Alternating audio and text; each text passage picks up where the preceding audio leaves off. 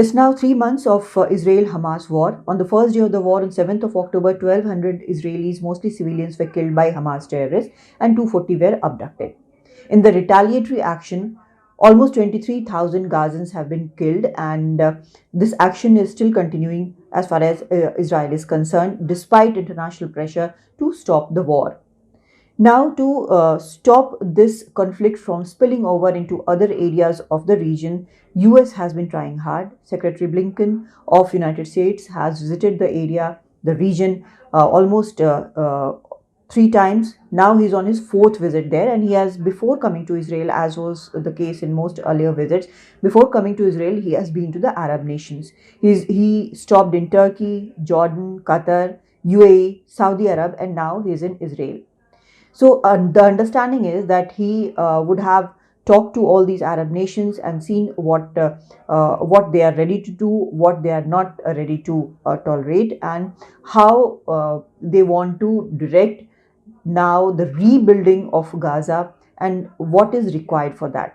After having all this conversation with these Arab nations, he is in Israel, and it is expected that he will put that in front of Benjamin Netanyahu, who is not yet ready to back off from this assault in Gaza.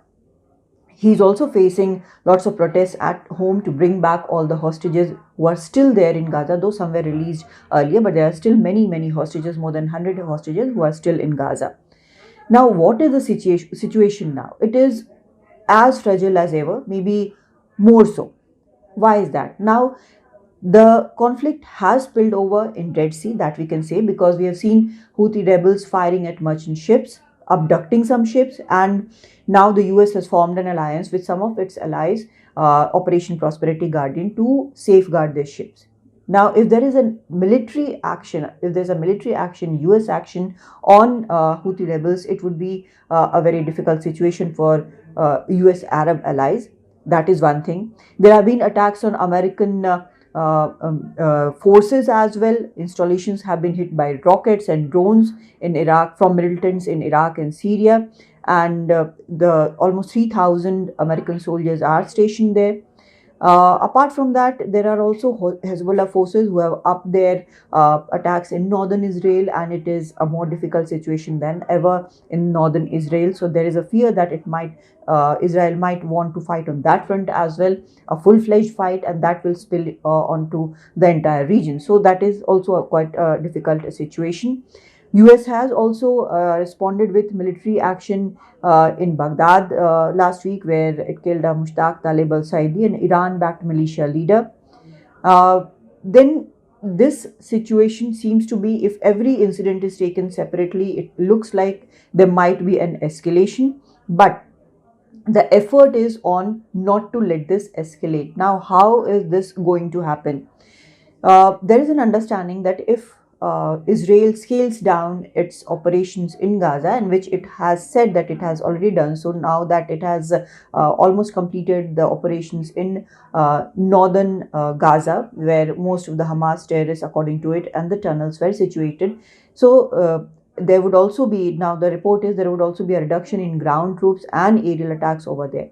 Now, what is the focus is that what would happen in Gaza after the Israel operations are over, after it believes that Hamas has been wiped out. What will happen next in Gaza? Now, that is one question which is being looked at very closely, and there doesn't seem to be a very acceptable solution for all. That is one thing which on which people, the states are actually concentrating, and which has to be seen how it goes.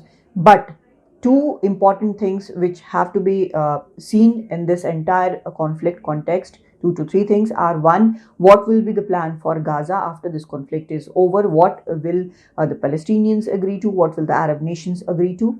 And secondly, when and how the rest of the hostages will come back, which is a very important point as far as people in Israel are concerned. And they have been demanding that Benjamin Netanyahu should resign. There should be another government. The whole situation is being looked at as his failure, especially so that all the hostages have not come back.